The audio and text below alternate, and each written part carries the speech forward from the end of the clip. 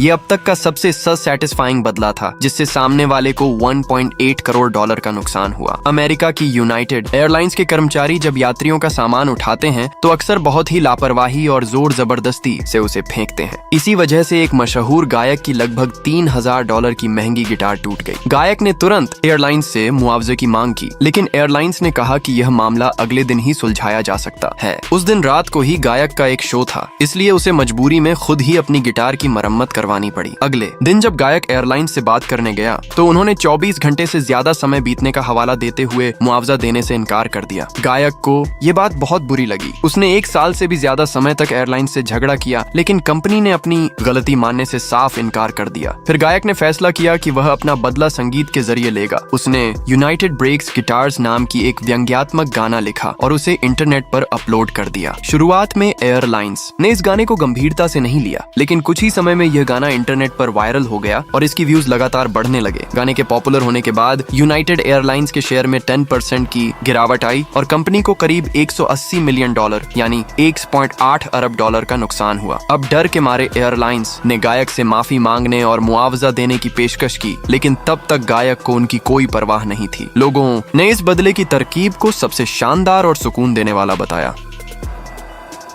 दुनिया की सबसे अजीब 3 वजन घटाने की तरकीबें। कहा जा सकता है कि लोग वजन कम करने के लिए अपनी जान तक की परवाह नहीं करते। पहली विधि, कुछ लोग अस्पताल जाकर डॉक्टर से अपना पेट कटवाते हैं और सिर्फ एक अंडे के आकार की छोटी सी थैली बचाते हैं। इसके बाद डॉक्टर उनकी छोटी आंत को सीधे उस थैली से जोड़ देते हैं। यह छोटी थैली ही अब उनका नया पेट बन जाती है, जिसमें केवल 30 ग्राम खाना ही समा सकता है। इसी वजह से जो लोग ये सर्जरी करवाते हैं वे बहुत कम खाने में भी पेट भरा हुआ महसूस करते हैं और धीरे धीरे उनका वजन कम होने लगता है। दूसरी विधि, कुछ और लोग तो इससे भी अजीब तरीका अपनाते हैं। वे अपनी ऊपरी और निचली जबड़ों को स्क्रू और मेटल वायर की मदद से एक दूसरे से कसकर जोड़ देते हैं ताकि उनका मुंह पूरी तरह बंद हो जाए। इसका मकसद यह होता है कि वे कुछ चबा न सकें और सिर्फ लिक्विड डाइट पर रहें। इससे वजन तो घटता है, लेकिन उनका खान पान का तरीका नहीं बदलता। जब वे अस्पताल जाकर मेटल वायर निकलवाते हैं तो कई लोग फिर से बदहवासी में खाना शुरू कर देते हैं और उनका वजन दोबारा बढ़ जाता है। तीसरी विधि, कुछ लोग डॉक्टर से यह भी करवाते हैं कि एंडोस्कोप यानी एक लंबी पतली ट्यूब को उनके मुंह से अंदर डालकर सीधे पेट तक पहुंचाया जाए। फिर डॉक्टर उस एंडोस्कोप की मदद से पेट की अंदरूनी दीवार पर मजबूत टांके लगाते हैं ताकि पेट को एक संकरे आकार में बांधा जा सके। इसका मकसद भी वही है, पेट का आकार छोटा करना ताकि कम खाने में भी पेट भर जाए और वजन घटे। इन तीनों तरीकों से एक बात साफ है, वजन घटाने के लिए लोग हद से गुजर जाते हैं। लेकिन सबसे अहम बात यह है कि जीवन शैली और खाने की आदतों में स्थायी बदलाव लाए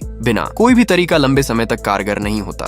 ध्यान से देखिए, यह जो लगभग उंगली की त्वचा में समा जाने जैसा लग रहा है, वही है दुनिया की सबसे छोटी माइक्रोमोटर का रोटर। यह इतना छोटा है कि इसे साफ साफ देखने के लिए आपको आवर्धक शीशे मैग्नीफाइंग ग्लास की जरूरत पड़ेगी। यहाँ तक कि एक रेत का कण भी इससे कहीं बड़ा होता है। और हैरानी की बात तो यह है कि यह उसी माइक्रोमोटर का सबसे बड़ा हिस्सा है। इसका आकार जितना छोटा है, इसे बनाना उतना ही कठिन है। माइक्रोमोटर 4 विद्युत चुंबकीय कॉइल्स, इलेक्ट्रिक कॉइल्स और बीच में मौजूद इस रोटर से मिलकर बनी होती है। लेकिन यह रोटर इतना पतला और नाजुक होता है कि सबसे उन्नत मशीन भी हर बार इसे सही से नहीं बना सकती। इसके अलावा जब इसे असेंबल किया जाता है तो यह इतना छोटा होता है कि अगर हाथ थोड़ा सा भी कांप जाए तो रोटर नीचे गिर सकता है, और एक बार अगर वह गिर गया तो उसे वापस ढूंढना समुद्र में सुई खोजने जैसा हो जाता है। इसलिए असेंबली से पहले आमतौर पर कई रोटर तैयार रखे जाते हैं। इतनी छोटी मोटर बनाने की जरूरत इसलिए होती है क्योंकि यह नैनो तकनीक के क्षेत्र में उपयोगी है। उदाहरण के लिए माइक्रो रोबोट्स को ही ले लीजिए। भले ही अब ये रोबोट थल, जल और वायु तीनों में काम करने की क्षमता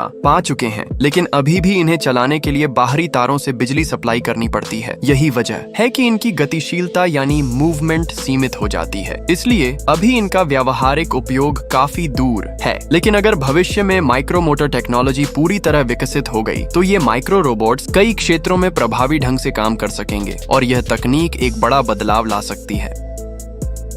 दुनिया का सबसे ज्यादा मोबाइल बर्बाद करने वाला मोबाइल गेम। इसे डाउनलोड करने के बाद बस आपको अपने मोबाइल को सीधा ऊपर की ओर फेंकना होता है। ये गेम आपके मोबाइल के उड़ने की ऊंचाई के आधार पर आपको रैंकिंग देता है। कई लोग इसमें पहला स्थान पाने के लिए जी जान से मोबाइल को ऊपर फेंकते हैं, लेकिन ज्यादातर लोग मोबाइल के टूटने के डर से 1 मीटर से ज्यादा नहीं फेंकते। थोड़े हिम्मती लोग भी बस 2 से 3 मीटर तक ही फेंक पाते हैं। इसीलिए बहुत से लोगों ने दिमाग लगाकर चालाकी वाले तरीके आजमाने शुरू कर दिए। किसी ने मोबाइल पर पैराशूट बांधा और फिर जोर से ऊपर फेंक दिया। इस बार मोबाइल की ऊंचाई रिकॉर्ड तोड़ गई, लेकिन जब उन्होंने मोबाइल चेक किया तो कोई स्कोर नहीं था। असल में डेवलपर को पहले से पता था कि लोग चीटिंग करने की कोशिश करेंगे, इसलिए जैसे ही सॉफ्टवेयर को लगता है कि गिरने की रफ्तार सामान्य नहीं है, ऐप तुरंत बंद हो जाता है। इतना ही नहीं, अगर आप ड्रोन से मोबाइल उड़ाएं या किसी ऊंची बिल्डिंग से नीचे फेंकें, वो भी काम नहीं करता। लेकिन इन सब के बावजूद एक लड़के ने ऐसा तरीका निकाला जिसे सिस्टम पकड़ नहीं सका। उसने एक स्पेशल फेंकने वाला डिवाइस बनाया जिसमें रबर बैंड का इस्तेमाल करके मोबाइल को जोर से ऊपर फेंका जा सकता था।